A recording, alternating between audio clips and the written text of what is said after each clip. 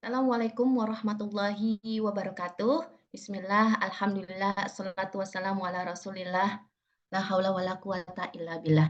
Yang saya hormati Ibu dosen literasi digital Kitab Kuning, Ibu Hajah Rohmatul Fawaiz, SAG, MPDI. Pada kesempatan kali ini saya akan menjawab pertanyaan-pertanyaan dari soal-soal ujian akhir semester ini. Nama saya Hannah Nursobahi, kelas A25, NIM 22811313235. Pertanyaan pertama, jawabannya yaitu mengenai apa yang dimaksud dengan literasi digital Kitab Kuning. Literasi digital Kitab Kuning adalah kemampuan untuk menggunakan teknologi digital dalam membaca, memahami, menginterpretasikan, dan mengajarkan Kitab Kuning.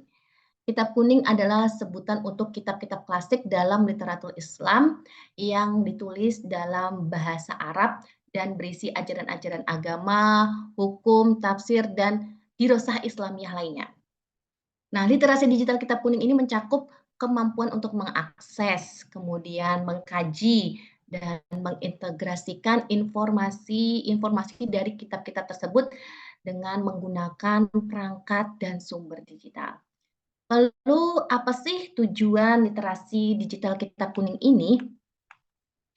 Tujuan dari mata kuliah literasi digital Kitab Kuning ini adalah untuk membekali mahasiswa kemampuan dan pengetahuan yang diperlukan untuk mengakses, memahami, dan mengajarkan Kitab Kuning dengan menggunakan teknologi digital. Nah, bagaimana sejarah dimulainya literasi digital Kitab Kuning? Tentunya ya, sebelum ada teknologi digital, teknologi informasi, itu memakai teks klasik ya, teks klasik buku-buku biasa, kitab-kitab kuning biasa yang kadang ada yang lembaran, ada juga yang berupa buku, berupa apa namanya manuskrip. Nah, pada awalnya itu memang kitab kuning itu tersedia dalam bentuk cetak dan manuskrip tersebut. Namun seiringnya perkembangan zaman, kemajuan teknologi, banyak kitab kuning mulai digitalisasi dan disimpan dalam format elektronik, misalkan dalam format PDF, ya banyak sekali. Hal ini memudahkan untuk kita ya mengakses kitab kuning dan pastinya juga untuk melestarikan teks-teks uh, ulama-ulama salaf, ulama-ulama khalaf terdahulu yang jarang sekali kita temui, namun saat ini dengan mudah dapat kita temui melalui digitalisasi Kitab Kuning. Kemudian adanya perkembangan software dan aplikasi. Ya, saya masih ingat banget pertama kali saya mengetahui digitalisasi Kitab Kuning itu melalui software dan aplikasi yaitu Maktabah Samilah. Nah, ini sekitar tahun 2005 ya kayaknya saya pernah awal saya tahu 2005 itu sudah ada Maktabah Samilah. Nah, di Maktabah Samilah ini, di software ini, di aplikasi ini membantu saya dan membantu orang yang memang butuh untuk mengakses Kitab Kuning ya, mencari dalil-dalil, terus mencari apa namanya referensi-referensi dengan menganalisis teks kitab kuning dalam maktabah syamilah. Kemudian ada e-learning dan pembelajaran online. Ya. Kemudian dengan berkembangnya e-learning, ya pembelajaran kitab kuning tidak lagi terbatas pada ruang fisik antara kiai dan santri-santrinya. Sekarang banyak sekali pembelajaran kitab kuning melalui platform-platform digital, melalui media sosial, misalkan melalui YouTube, melalui Facebook, yaitu pembelajaran online ya. Ada banyak ya, ada kayak belajar online Alfiyah Ibnu Malik. Nah, itu di YouTube atau di Facebook, kemudian Mabadiul Fiqhiyah dan kitab-kitab lainnya yang sering sekali digunakan dalam pembelajaran di Indonesia.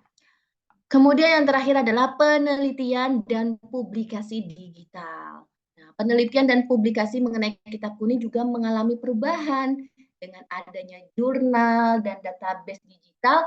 Ini sangat memungkinkan bagi para peneliti untuk berbagi hasil penelitian mereka secara luas dan lebih efisien. Ya, itulah tadi jawaban mengenai, literasi digital Kitab Kuning. Kemudian jawaban yang nomor 2 tentang ungkapan ya, ungkapan bahasa Arab yaitu man arafa nafsahu faqad arafa rabbahu ya, man arafa nafsahu faqad arafa rabbahu. Apa sih maksud dari ungkapan tersebut? Nah, ungkapan tersebut diambil dari bahasa Arab yang artinya adalah barang siapa mengenal dirinya, maka dia akan mengenal Tuhannya. Nah, ungkapan ini sering banget disebut dikait-kaitkan dengan filsafat dan tasawuf Islam ya, meskipun asal-usulnya itu masih sering diperdebatkan. Nah, beberapa orang menyebutkannya bahwa ini hadis. Nah, namun sebagian besar ulama sepakat bahwa itu bukanlah hadis sahih yang berasal dari Nabi Muhammad SAW. Ya. Nah, bagaimana merefleksikannya, ungkapan ini? Ungkapan ini yaitu menunjukkan bahwa kesadaran diri dan kesadaran ilahi, mengenal diri sendiri, melibatkan, pemahaman mendalam tentang sifat-sifat dan hakikat diri manusia termasuk kelemahan, kekuatan, potensi manusia, termasuk keterbatasannya juga. Ketika seseorang benar-benar memahami dirinya, dia akan lebih sadar akan keberadaan Tuhan yang Maha Esa. Kemudian penyucian jiwa atau tazkiyatun nafs. Dalam konteks tasawuf, mengenal diri sendiri sering dikaitkan dengan proses tazkiyatun nafs atau penyucian jiwa. Dengan membersihkan diri dari sifat-sifat tercela tentunya dan menghiasi diri dengan sifat-sifat terpuji, seseorang akan lebih dekat kepada Allah dan lebih memahami kehendaknya. Nah, ungkapan ini juga menyadarkan kita untuk sadar akan keterbatasan manusia, ya. Mengenal diri juga berarti menyadari keterbatasan introspeksi diri, ya, dan ketidakmampuan manusia, bahwa kesadaran ini membawa seseorang kepada pengakuan akan kebesaran dan keagungan Allah serta ketergantungan mutlak terhadap Allah Subhanahu wa taala. Kemudian juga dapat merefleksikan ciptaan Allah. Manusia sebagai ciptaan Allah yang paling sempurna mencerminkan sifat-sifat ilahi. Mengenal diri berarti melihat tanda-tanda kebesaran Allah dalam diri sendiri terhadap Sang Pencipta. Dan pertanyaan yang nomor 3 jawabannya adalah tentang iman, Islam, ihsan, dan hubungannya dengan peradaban manusia. Namun sebelumnya kita harus mengetahui dulu apa sih iman, apa sih Islam, apa sih ihsan. Nah, iman adalah dasar keyakinan yang tertanam dalam hati seseorang. Ya, ini mencakup kepercayaan kepada Allah, malaikat, kitab-kitabnya, rasul-rasulnya, hari kiamat, dan takdir baik dan buruk dari Allah. Dampaknya apa sih iman, Islam, dan ihsan ini ya? Nah, dampak peradaban dari keimanan ya adalah iman itu yang kuat, iman yang kuat menunjukkan individu yang berakhlak mulia, jujur, dan bertanggung jawab yang menjadi dasar bagi masyarakat untuk bermoral tinggi dan juga sosial karena individu dan masyarakat menjalani kehidupan dengan landasan nilai-nilai agama yang jelas. Ya. Perjalanan dari iman, Islam, dan ihsan merupakan inti ya dari ajaran agama Islam yang secara holistik membentuk individu dan masyarakat. Nah, tiga konsep ini terkait manusia yang luhur. Lalu bagaimana proses internal iman? Yaitu dengan cara penyucian hati dan jiwa dari penyakit-penyakit batin seperti iri, dengki, sombong, hasut, dan lain-lain sebagainya. Kemudian pembentukan akidah atau keyakinan dengan memperkuat keyakinan melalui belajar dan memahami ajaran Islam secara ya, itu tadi tentang iman. Kemudian bagaimana dengan iman yang terlihat dalam tindakan dan ibadah sehari-hari. Ini mencakup pelaksanaan rukun Islam, ya, pondasi, ya, pondasi agama Islam. Lalu bagaimana proses eksternal Islam, ya, ya dengan melaksanakan ibadah wajib seperti tidak meninggalkan sholat lima waktu, melaksanakan puasa Ramadan, membayar zakat, dan jika sudah mampu memiliki istitoah, menunaikan ibadah haji. Selain itu, seseorang harus melakukan perbuatan baik dan bermanfaat bagi diri sendiri dan orang lain, serta menjauhi perbuatan yang dilarang oleh agama. Lalu bagaimana Islam ini berdampak terhadap peradaban? Ya, nah, pelaksanaan ibadah yang disiplin tentunya masyarakat yang tertib dan teratur. Kemudian keadilan ekonomi ini terdapat pada konsep zakat dan sedekah. Nah, ini mendorong pemerataan kekayaan dan kepedulian sosial serta mengurangi kesenjangan sosial atau kesenjangan ekonomi ya. Dan yang terakhir ihsan. Nah, ihsan ini adalah level tertinggi dalam beragama, yaitu menyembah Allah seolah-olah melihatnya, dan jika tidak mampu, yakinlah bahwa Allah melihat kita. Ihsan berarti melakukan segala sesuatu dengan sebaik-baiknya. Proses spiritual Islam yaitu harus memiliki kesadaran yang tinggi, yakni menyadari kehadiran Allah dalam setiap aspek kehidupan dan berusaha mencapai kualitas terbaik dalam segala hal. Berusaha meningkatkan kualitas diri dalam segala aspek, baik spiritual, moral, maupun profesional. Lalu bagaimana dampaknya terhadap peradaban? Ya, dampak terhadap peradaban yaitu keunggulan individu dan masyarakat. Ihsan ini ya mendorong individu dan masyarakat untuk selalu berusaha mencapai yang terbaik dalam setiap tindakan, menciptakan peradaban yang unggul dan berkualitas tinggi. Nah, sikap ihsan ini juga mendorong kreativitas dan inovasi yang berkontribusi pada kemajuan ilmu pengetahuan dan teknologi dalam peradaban. Nah, saya mengutip ini dari kitab Muqaddimah karya Ibnu Khaldun, seorang pakar ilmu sosial ya Islam, yang menyatakan bahwa agama memainkan peran penting dalam pembentukan peradaban. Beliau berpendapat bahwa moralitas dan keadilan yang ditegakkan melalui agama adalah fondasi bagi stabilitas dan kemajuan suatu peradaban. Jadi memang berhubungan sekali ya iman, Islam, ihsan terhadap peradaban manusia. Kesimpulannya nih ya tentang tadi iman, Islam, perjalanan dari iman, Islam, dan ihsan dalam proses yang integral dalam membentuk individu dan masyarakat yang berkualitas. Ya, pada akhirnya membentuk peradaban manusia yang luhur. Dengan iman yang kuat, pelaksanakan ajaran Islam yang disiplin, dan sikap ihsan terhadap segala aspek kehidupan, Islam dapat mencapai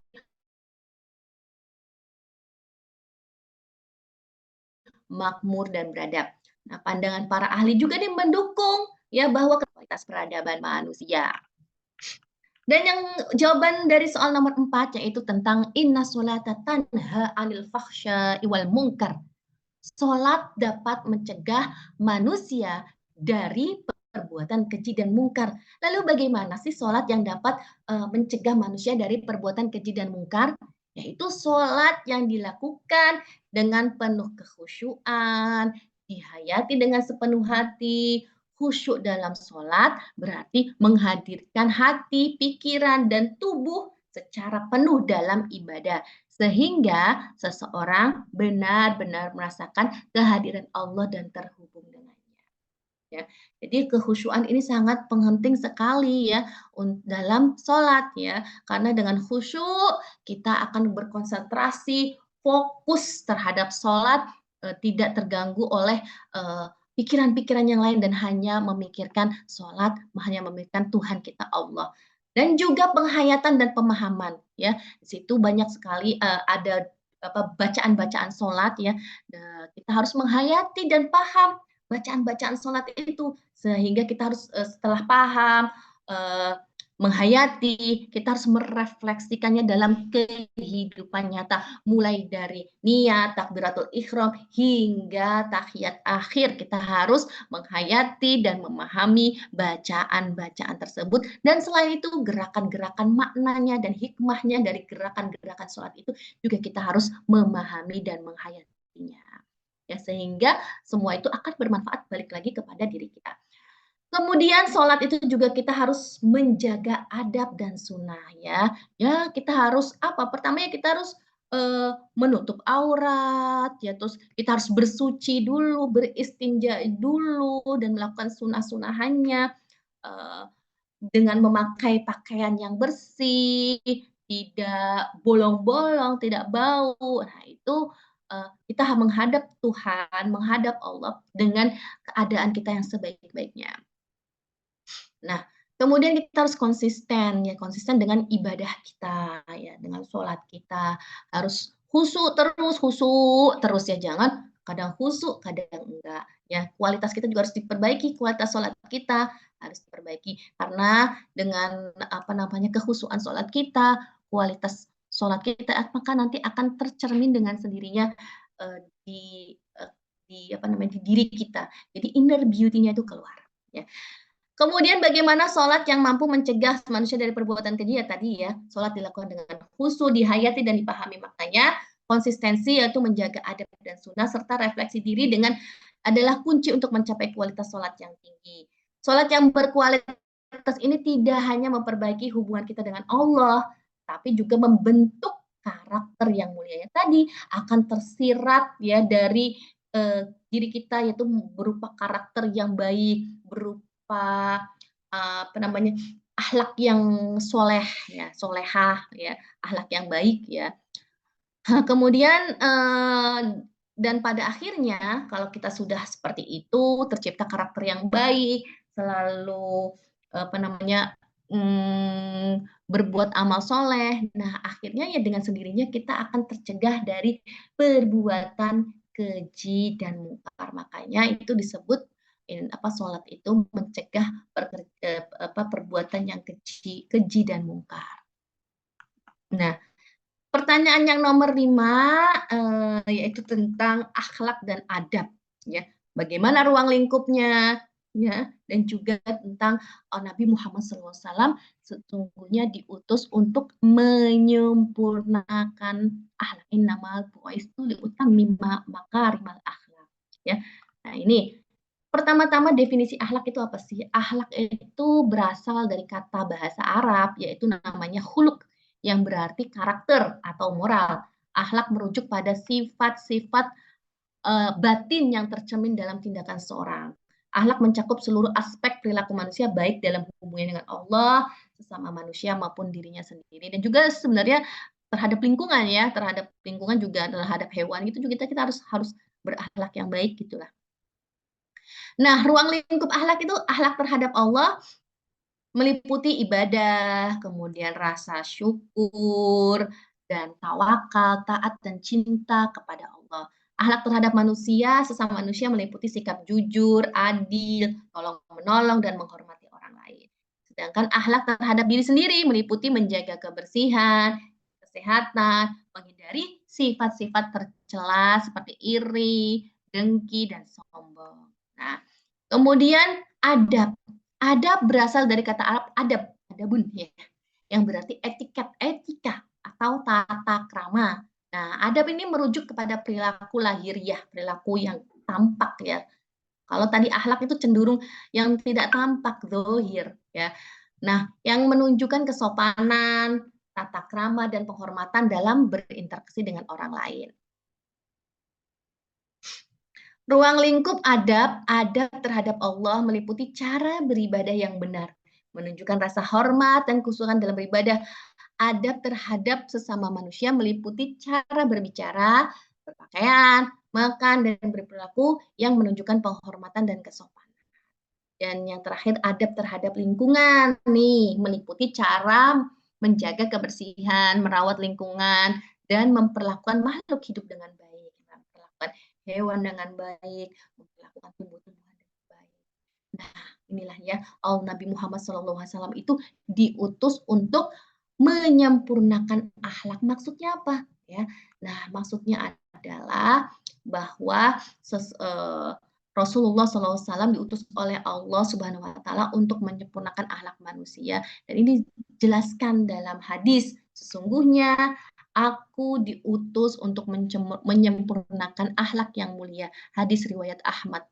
Hadis ini menunjukkan bahwa misi utama Rasulullah SAW adalah memperbaiki dan menyempurnakan akhlak manusia, menjadikan umat Islam memiliki pribadi yang berakhlak mulia sesuai dengan ajaran Islam. Nah, akhlak dan adab ini ya tidak bisa dipisahkan. Nah, ini adalah dua konsep yang sangat penting dalam membentuk karakter dan perilaku seorang muslim. Akhlak nih lebih menekankan pada nilai-nilai internal dari dalam diri dan moral. Sementara adab lebih menekankan pada tata krama dan etika dalam berinteraksi dengan orang lain. Rasulullah Shallallahu Alaihi Wasallam ya diutus untuk menyempurnakan akhlak manusia ini menunjukkan betapa pentingnya adab dan akhlak dalam kehidupan seorang muslim. Nah, akhlak yang baik akan tercermin dalam adab yang baik. Dan keduanya bersama-sama menciptakan individu atau pribadi dan masyarakat yang bermoral tinggi dan berperilaku luhur. Ya, demikianlah Bu jawaban dari soal-soal UAS yang Ibu berikan. Semoga Ibu berkenan. Mohon maaf bila ada banyak kekurangan. Terima kasih sebesar-besarnya telah membimbing kami di semester ini. Mudah-mudahan depannya, mudah-mudahan bermanfaat dan kita akan berjumpa lagi di lain waktu. Terima kasih Bu, barakallahu fiik. Wassalamualaikum warahmatullahi wabarakatuh.